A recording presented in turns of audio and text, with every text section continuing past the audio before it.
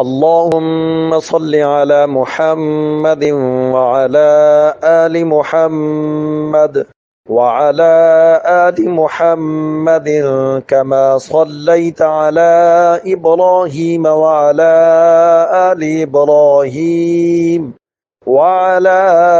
آل إبراهيم إنك حميد مجيد. اللهم بارك على محمد وعلى آل محمد كما باركت على إبراهيم وعلى آل إبراهيم إنك حميد مجيد.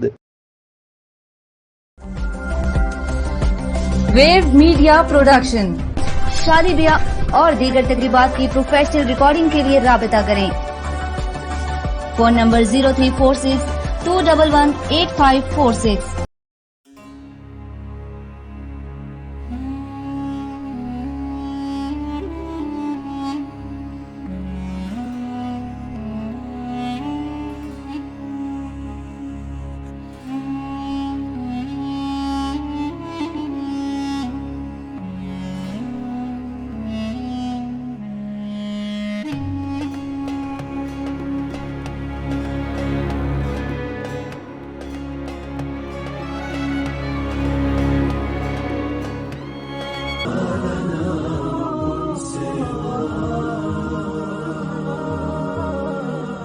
السلام علیکم ورحمۃ اللہ وبرکاتہ.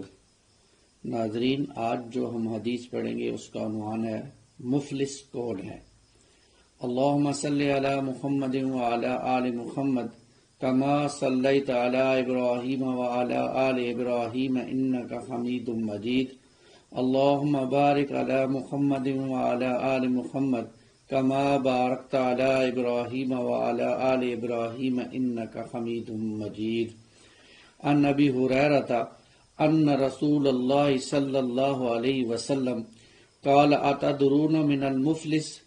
قالوا المفلس فینا یا رسول اللہ من لا درہم له ولا متاع. قال رسول اللہ صلی اللہ علیہ وسلم المفلس من امتی من یاتی یوم القیامت بصلاته وصیامه وزکاتہ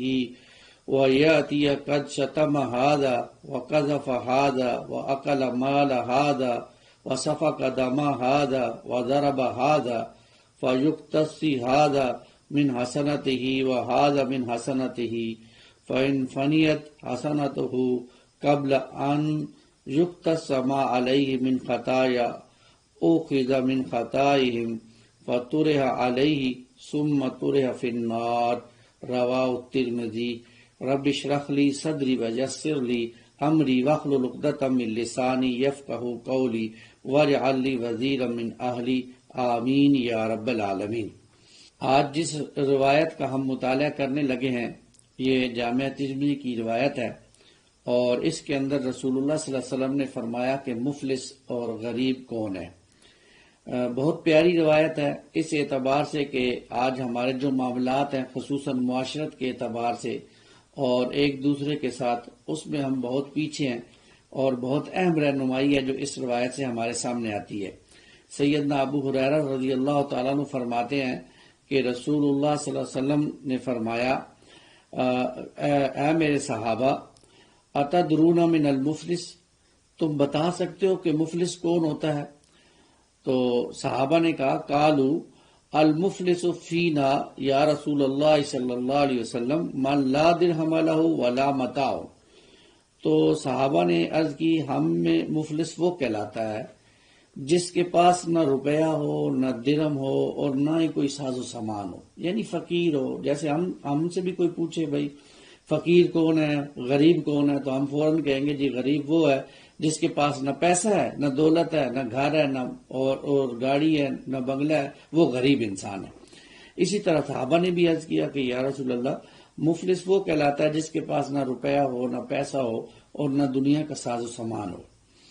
تو اس پر رسول اللہ صلی اللہ علیہ وسلم نے فرمایا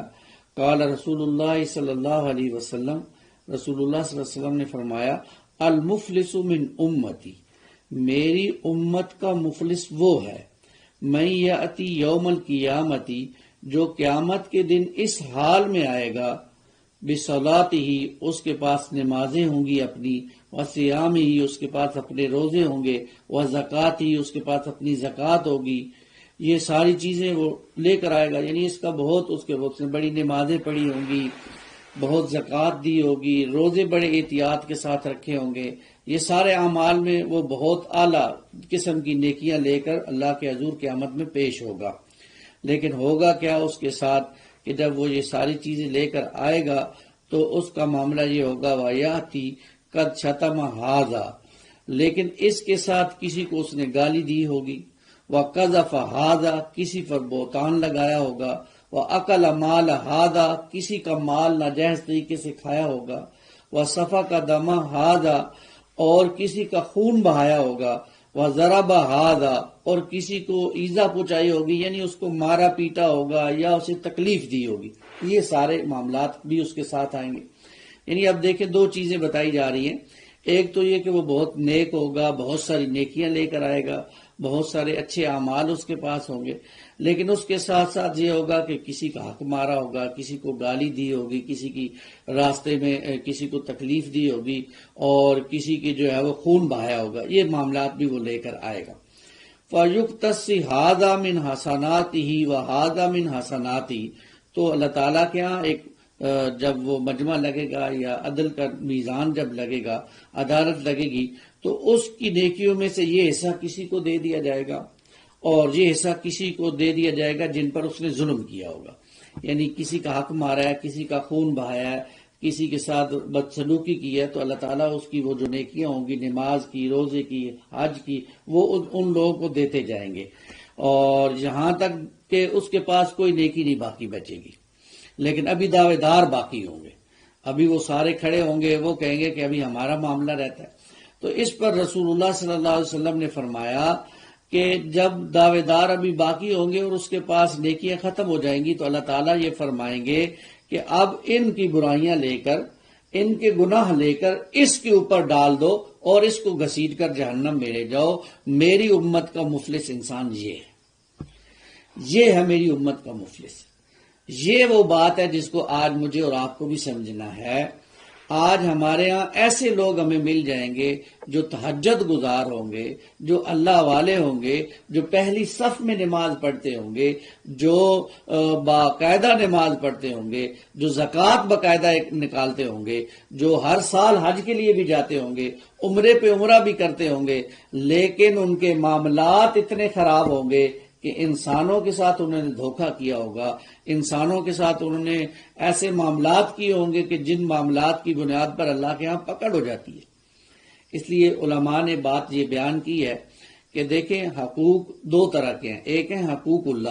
اللہ کے حقوق، جیسے نماز ہے، روزہ ہے، حج ہے، زکوٰۃ ہے، یہ اللہ کے حق ہیں، اللہ نے میرے اور آپ پر فرض کیے ہیں، اور اللہ کی مان کر جو انسان چلتا ہے وہ یہ حقوق ادا کرتا ہے۔ اور دوسرے حقوق العباد، اللہ کے بندوں کے حقوق۔ اللہ تعالیٰ نے دنیا میں انسانوں کا محتاج بنایا ہے۔ میں اور آپ یہاں ہم ایک جو ایسے زنجیر ایک کڑی کے ساتھ جڑا ہوتا ہے، ایسے انسانوں کے ساتھ جڑے ہوئے ہیں، میری کسی سے ضرورت ہے، اس کی کسی سے ہے، اس کی کسی سے ہے۔ اب ان انسانوں کے ساتھ میرا برتاؤ کیسا رہا، میں نے ان کے ساتھ کیسا سلوک کیا، کیا میری جو نرمی تھی یا میری جو عبادت کا عکس تھا وہ ان معاملات میں بھی نظر آیا یا نہیں آیا، یا میں صرف نمازیں ہی پڑھتا رہا اور نمازیں پڑھ کے جو ہے وہ اپنے آپ کو اللہ کا ولی گردانتا رہا۔ دیکھیں اس سے نماز روزے کی تحقیر مقصود نہیں ہے، مقصد یہ ہے کہ جو شخص نماز پڑھتا ہے، جو شخص روزے رکھتا ہے، جو شخص حج کرتا ہے، جو شخص زکوٰۃ دیتا ہے، اس کے دل میں انسانوں کے حوالے سے بھی رحم ہونا چاہیے، اس کے معاملات بھی اچھے ہونے چاہیے، اس کے لوگوں کے ساتھ حسن سلوک ہو، لوگ اس سے راضی ہوں، لوگوں سے جب بات کرے عمدہ بات کرے، لوگوں کے ساتھ جب لین دین کرے عمدہ لین دین کرے، لوگوں کے ساتھ اس کے معاملات اچھے ہوں، جب قیامت کے حضور پہنچے تو لوگ بھی اس کے حق میں، اس کے اللہ کے حضور اس کے حق میں گواہی دیں کہ واقعی یہ ایک اچھا انسان تھا۔ لیکن بحیثیت مجموعی جب ہم معاشرے میں دیکھتے ہیں تو معاشرہ ہمیں ایسا نظر آتا ہے کہ جہاں دھوکہ دہی ہے، جہاں فریب ہے، جہاں جھوٹ ہے، جہاں ایک دوسرے کو نقصان پہنچایا جا رہا ہے، جہاں ایک مسلمان دوسرے مسلمان کو گرانے کے در پر ہے، اس کی عزت کو لوٹنے کے در پر ہے، بہتان لگائے جا رہے ہیں، الزامات لگائے جا رہے ہیں، تو اللہ کے رسول نے فرما دیا صلی اللہ علیہ وسلم، ان کاموں کے ساتھ اگر کوئی عبادات لے کر بھی آئے گا اللہ کے حضور، نیکیاں لے کر بھی جائے گا، تو وہ نیکیاں اس کی وہ لوگ لے جائیں گے اور اس کے پاس کچھ باقی نہیں بچے گا، اور یہ شخص اس وقت فقیر ہو جائے گا۔ اب ظاہر بات ہے کہ قیامت والے دن اب نہ دوبارہ زندگی واپس مل سکتی ہے، نہ دوبارہ دنیا میں آ سکتا ہے انسان کہ دوبارہ سے نیکیاں کما لے، اچھے کام کر لے، نہ ہی وہاں سے کسی سے سفارش کروائی جا سکے گی، وہاں تو کوئی دوست بھی نہیں ہوگا۔ تو آج مجھے اور آپ کو سوچنا ہے کہ ہم لوگوں کے ساتھ معاملات میں کس جگہ پہ کھڑے ہیں۔ معاشرے پہ اگر ہم نگاہ دہرائیں تو معاشرے کی صورتحال دن بدن پیچھے جا رہی ہے۔ اچھے خاصے دیندار لوگ ہمیں معاملات میں زیرو پہ کھڑے نظر آتے ہیں۔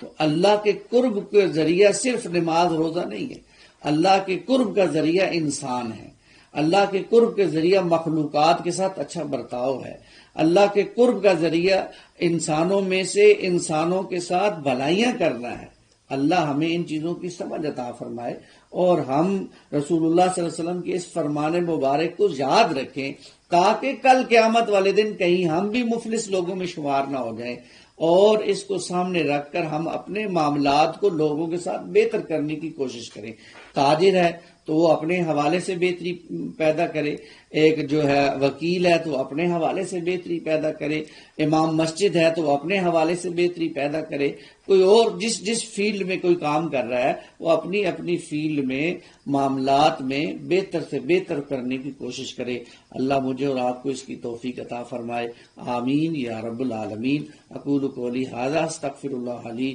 ولکم ولسائر المسلمین والمسلمات۔